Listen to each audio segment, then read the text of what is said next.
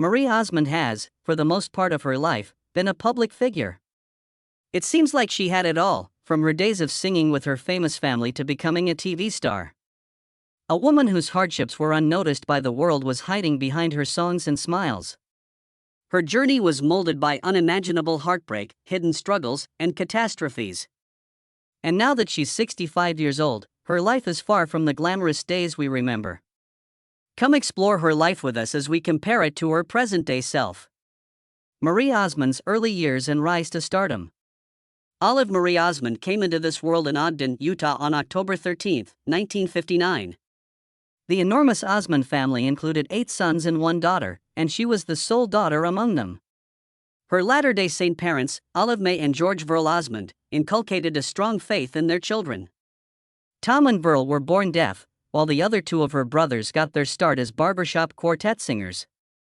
They made an appearance on the Andy Williams Show in the 60s after their abilities gained prominence.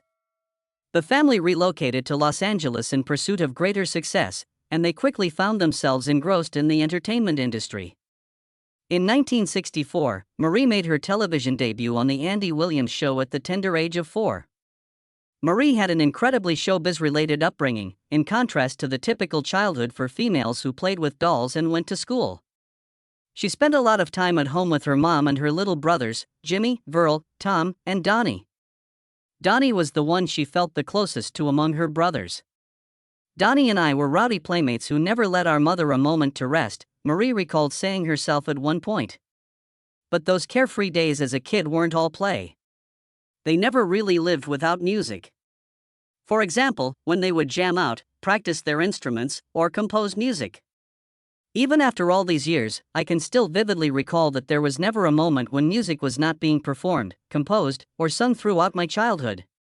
It would have been ideal for Marie to live a carefree and enjoyable childhood, but her life took a very different turn. The pressure to perform had a profound impact on her life. Even before she entered kindergarten, when most kids her age were preoccupied with their studies and making friends, she was thrust into the limelight. Her early celebrity had a profound impact on her, both positively and negatively. Work and pressure throughout childhood. Marie had her debut performance with Andy Williams when she was only 3 years old. Along with him, she danced and sang on stage. Marie was frightened, but she had no choice, just like other children. A career that would go on inexorably began at that moment. Marie reflected on the day Andy Williams died in 2012 and hailed him as an inspiration. She spoke highly of him for providing her with some of her most treasured memories from childhood and for assisting her in honing her singing skills. Life was less glamorous than it appeared behind the bright lights. Marie Osmond said in her autobiography, "Might as well laugh about it now," that the Osmond family spent a pretty penny to train each of their children with top-notch dance instructors and choreographers. It was expected that every sibling would master an instrument and pass it on to their siblings. Marie was tasked with playing the marimba. Despite her reluctance, she had to play it. Her destiny was predetermined.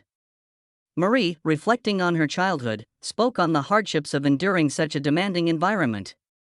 While her brothers became famous as the Osmonds, Marie had to deal with the strain of trying to carve out a niche for herself in the music industry. She would never be the same after what happened next. Suddenly famous as a teenager and breaking through in the country music industry. It wasn't long before Marie's brothers established the Osmonds and started scoring chart after chart.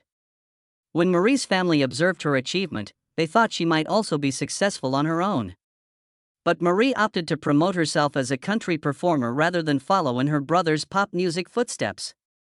She elaborated on the topic by saying that, back then, women could only find success in country music while still managing their families and careers. Dolly Parton's Coat of Many Colors was one of the demos she recorded when she was just a tween.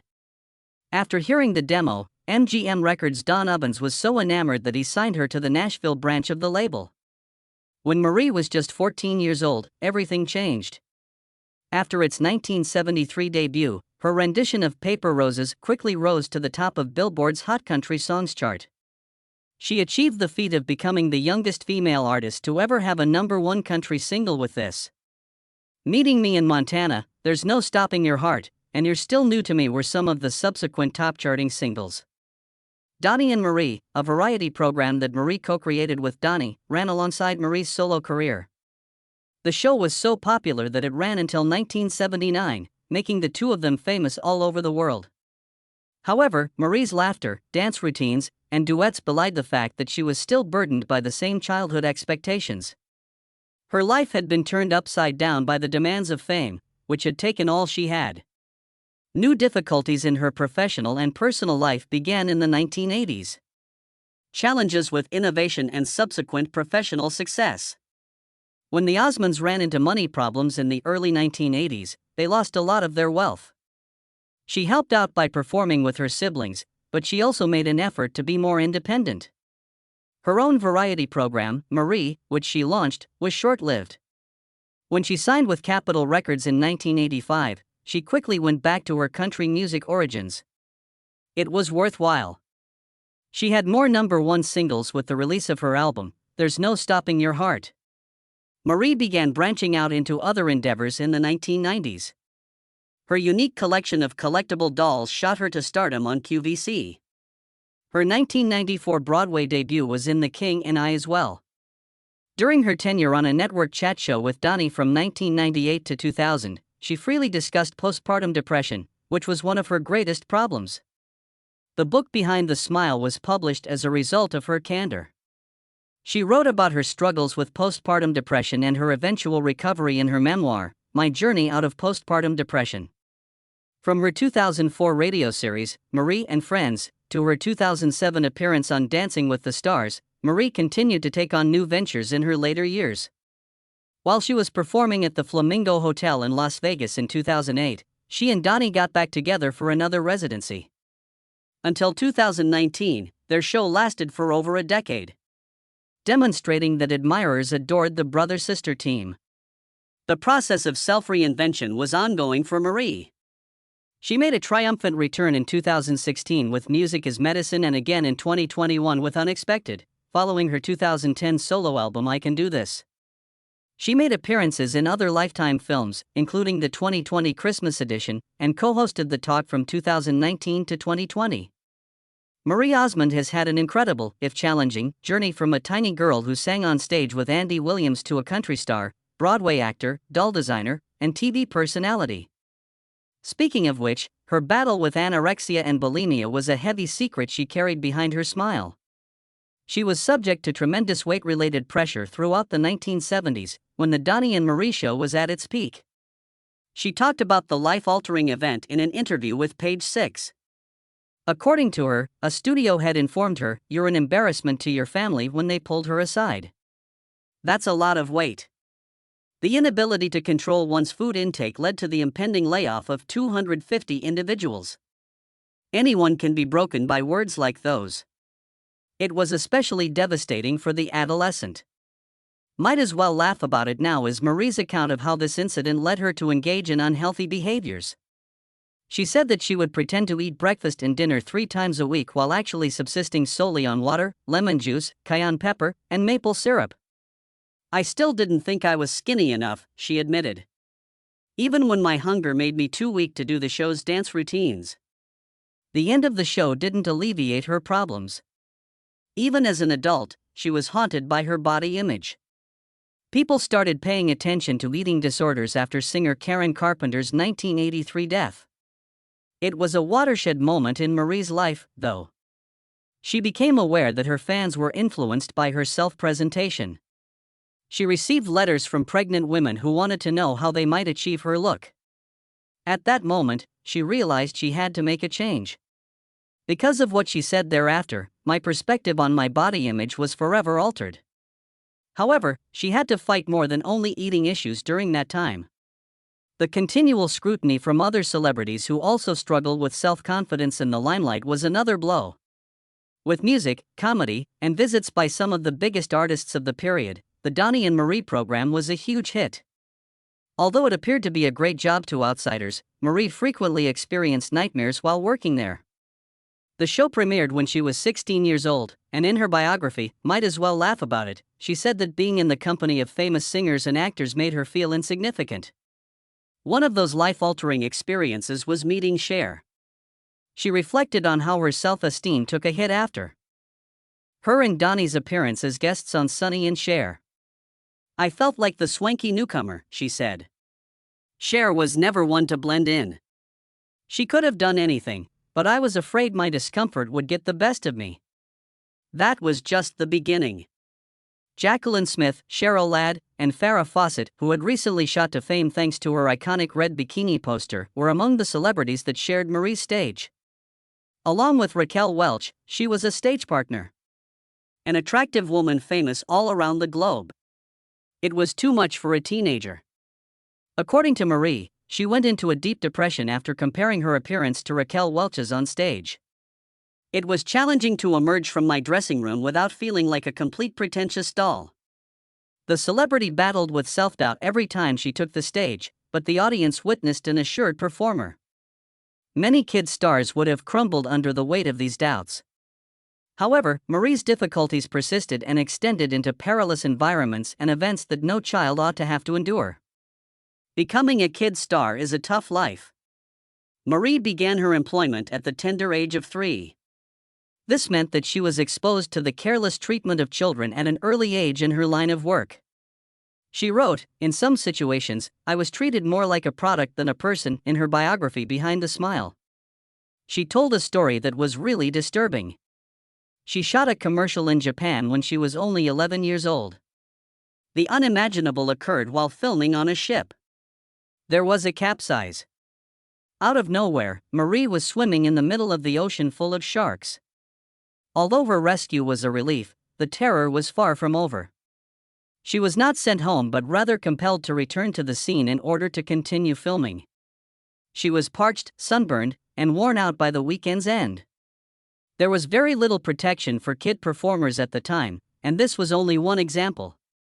In addition, she detailed instances of bullying, unquestioning pressure to perform or sing, and the disregard for her beliefs that she endured while at recording studios. She was right. "I eventually came to realize and accept that, relative to everyone else's, my opinion mattered the least in nearly every effort." Worse yet, her family was on the verge of bankruptcy by the late 1970s due to the disastrous financial planning that her parents had hired. It all took place while Donnie and Marie were still airing their program. And even as a teenager, Marie worked 80-hour weeks. She had only barely entered adulthood when the show was canceled, but her life had already been molded by years of toil, pressure, and wounds that would take decades to heal. Years later, Marie courageously disclosed horrific secrets and near-death experiences, further deepening the wounds. Words written by Marie that surprised her followers were found in her book, Behind the Smile. Abuse manifests itself in several ways. The physical violence she endured as a child was the most traumatic experience of her life. Only that it was not a member of her family did she divulge any information on the perpetrators. Whenever her attacker was someone her parents thought was safe, she said, they threatened to ruin their family if she told anyone. She concealed it from everyone, even her brothers, for a long time. She kept quiet about it until she had her own family. She carried the scars of her trauma into adulthood. She put pen to paper and described how abuse cripples both the human spirit and day-to-day functioning. She acknowledged that, decades later, she still had trouble grasping the idea that being wrong does not imply guilt. She fought not just an emotional but also a physical struggle with the lingering anguish of those memories. She was in a terrible vehicle accident when she was only 16 years old. She blacked out while behind the wheel. The impact was powerful. Marie slammed the wheel so forcefully that it twisted and she almost went blind. Along with her, her mother was struck by the windshield, causing her lungs to collapse. They were both taken to the hospital immediately, and Marie was informed that her mother might not make it through the night. Marie, while lying in the hospital bed, expressed her tremendous shame. She admitted on the discussion, years later, that she felt like she had taken her mom's life. However, a peculiar occurrence provided her much solace. According to her, her grandfather appeared to her in a vision. She wanted to know if he was coming to abduct her mother. A straightforward no was his response. He then reassured her that her mom was staying. Marie said, "It would impact my life in countless ways." After seeing her mother's survival, Marie came to believe in the existence of a peaceful afterlife. It was never easy for Marie Osmond. Her life was full of abuse, accidents, fame, and terror. Despite her hardships, she maintained her resilience and persevered into her later years, as shown in each of her stories. Married life, love, and children. Love, loss, and second chances have all been parts of Marie Osmond's private life. Her engagement to acting student Jeff Creighton, which began in May 1979 and ended in June 1979, was short-lived. She dated singer Andy Gibb at about the same period, and she dated John Schneider for a short while later in 1981.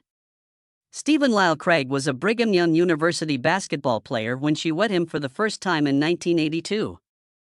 Although they had a son, Stephen James Craig, in 1983, the marriage did not endure. Divorce was finalized by 1985.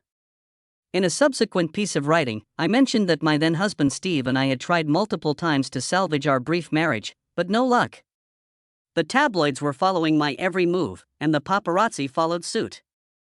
Emotionally, I was drained. Brian Blossel, a record producer, was Marie's husband in 1986. His wit was so dry that it drew her in. Following their meeting at a social gathering, Rachel and Matthew were their biological children, while Abigail, Brianna, Brandon, Jessica, and Michael were their adopted children. But in 2007, after 21 years of marriage, the couple divorced. In a unified statement, they denied any wrongdoing but acknowledged a deeper truth. Rather than raising their children in a home where both parents were miserable, Marie ultimately decided it was best for their children to witness their parents' separation. Announced her intention to never get married again after her divorce. However, love came to her in a most surprising manner. Her kids set up a rendezvous with Steve Craig, her first husband.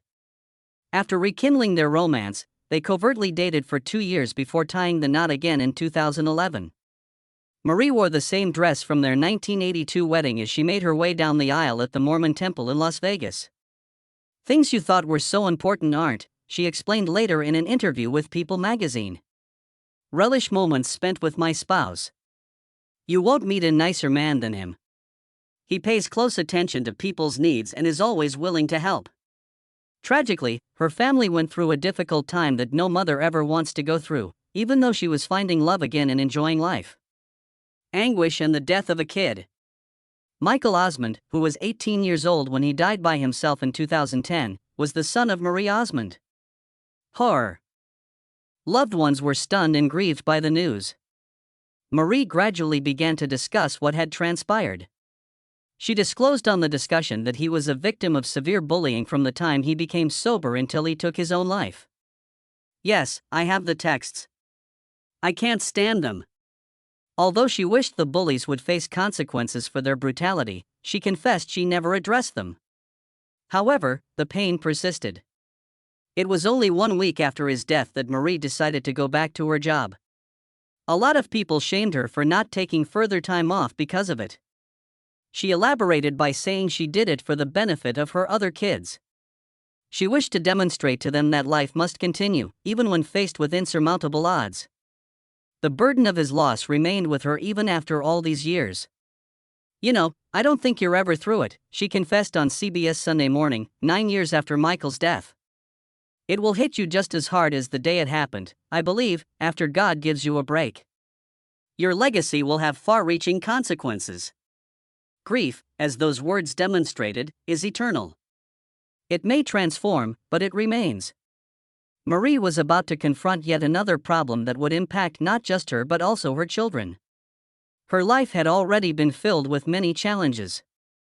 Fight against postpartum depression. Marie Osmond wrote about postpartum depression in her 2001 book Behind the Smile, which dealt with a taboo subject at the time. Postpartum depression and a lack of purpose are themes she explored in her book.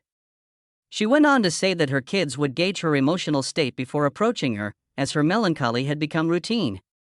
She related the story of how her neighbor offered her baked pastries as a greeting, but all she wanted was some space.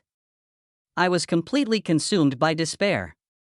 She claimed she had to leave at one time, then gave her nanny her infant and some blank checks. After writing, "There is no light, no joy anywhere in me," she went in her car and drove up the Pacific Coast Highway. "I'm completely alone. She even admitted that she understood why someone would take their own life because the only emotions she felt were negative ones. Looking back in a 2023 interview, she explained that her choice to write the book was about breaking the silence for women everywhere.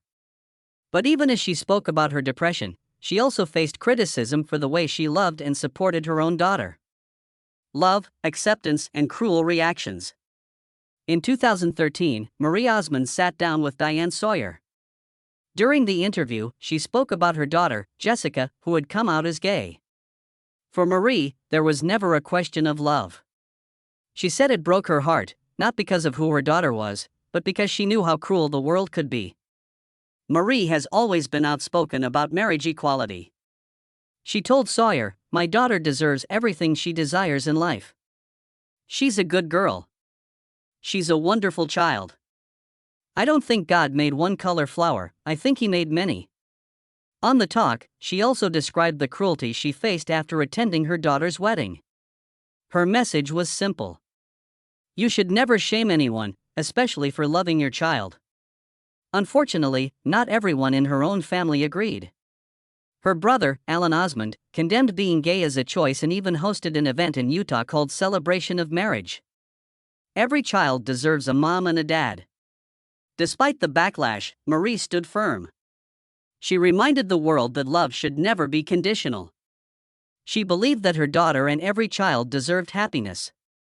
But her own family's rejection showed how difficult it can be to live by that belief. And still, through heartbreak, depression, and tragedy, Marie Osmond continued to stand as a mother who put love above everything else. But did you know that Marie Osmond has faced more tragedy than most people could ever imagine? A family marked by loss. In 2004, she and her siblings lost their beloved mother, Olive. She had suffered a stroke 2 years earlier and complications finally took her life. Just 3 years later in 2007, their father George also passed away at the age of 90. These losses were difficult, but sadly, they were not the end of heartbreak for the Osmond family. In 2014, tragedy struck Marie's brother Jay's family. His 7-year-old granddaughter was killed in a horrific accident when she was crushed by the door of a moving truck. The family was devastated, and the pain only grew in 2022, when the little girl's father, Chris Mortensen, was shot and killed in a road rage incident. The accused was arrested, but the loss left another scar on the family. In 2018, more grief came when Marie's 33-year-old nephew suddenly died, most likely from an undiagnosed medical condition. Speaking at the funeral, Marie's words showed her deep understanding of grief. She said, "I know that feeling of utter despair, praying to wake up from a horrible nightmare and not being able to breathe. I remember that seemingly impossible task to continue on." These painful experiences would have been enough to break anyone, but Marie's heart was tested again with the loss of someone who had been by her side her whole life, her brother Wayne, saying goodbye to Wayne Osmond. On January 1, 2025, Wayne Osmond passed away after suffering a massive stroke. For Marie, the pain was almost too much to put into words. She shared her feelings on Instagram, explaining that she had been taking a break from social media, but felt she had to honor him. She recalled that just a few weeks before his death, she had felt a strong need to visit him. "I really felt the spirit compel me to go see him, and I'm so thankful I listened to what I was feeling. I will cherish those hours I spent with him for the rest of my life. I didn't know that just a few days after my visit, he would have a massive stroke." Marie admitted that since Wayne's death, she hadn't been able to do interviews or speak much publicly, saying, "The truth is, it's just too hard to put into words." According to her, he was one of the most kind men she had ever met, and her loss of him had created an even larger void in her heart. In Marie's memory, Wayne was more than just a gifted musician, he was also her brother, a rock she could confide in, and someone she could spend hours chatting with for counsel. She spoke highly of his loyalty to his family and the affection he had for his wife Kathy. "Wayne, being loved by you in this life is the most precious gift that God gave me," and those were her poignant last remarks as she paid tribute. "You are a wonderful, kind brother, and I shall really miss having you in my life. I swear, with all my being, that my love for you is immense and unending." As they grieved, the Osmond family stood united, reflecting on the new chapter in Wayne's life and his legacy. Upon her comeback to social media in April 2025, Marie shared a deeply moving post. came out about her hiatus, saying she needed time with her family and to listen to God's voice in her life. She said, "My family has always been my first priority," and that she had some really memorable and special moments with her loved ones this past season. She spoke about how her life had become the most ordinary it had ever been since she had stepped out of the limelight. Marie joked that she had never known normal since she started performing at the age of 3. However, she wholeheartedly accepted the happiness that came from spending time with her loved ones. The significance of this to her was demonstrated by a tale she shared. Marie had no hesitation in answering her daughter's panicked phone, which asked whether she could pick up her granddaughter from school. She was profoundly moved by her daughter's response. "It's great to have you accessible and here. Your assistance today was tremendously appreciated. It means the world to me." Marie said those words meant more than any award or accolade she had ever received. Her post was filled with gratitude and faith. She reminded her followers that life is about choices, about love, and about service. She wrote that challenges can make us better people if we let them, teaching humility, compassion, and strength. By striving to hear Him, we grow daily in faith and see how God's unconditional love creates daily miracles for us, she shared.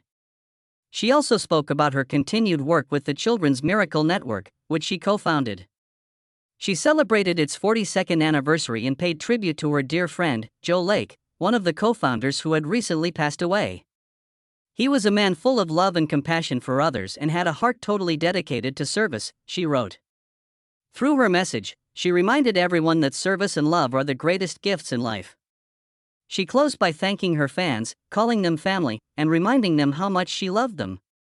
In her words, "Honestly, you have blessed me so much more than I could ever have done for you. Your family, never ever forget that and how much I love you." Which part of Marie Osmond's life story surprised you the most? Her struggles, her family tragedies, or how she lives today? Share your thoughts in the comments below. And don't forget to hit like, subscribe, and stay tuned for more incredible stories from Hollywood's fascinating history. See you next time.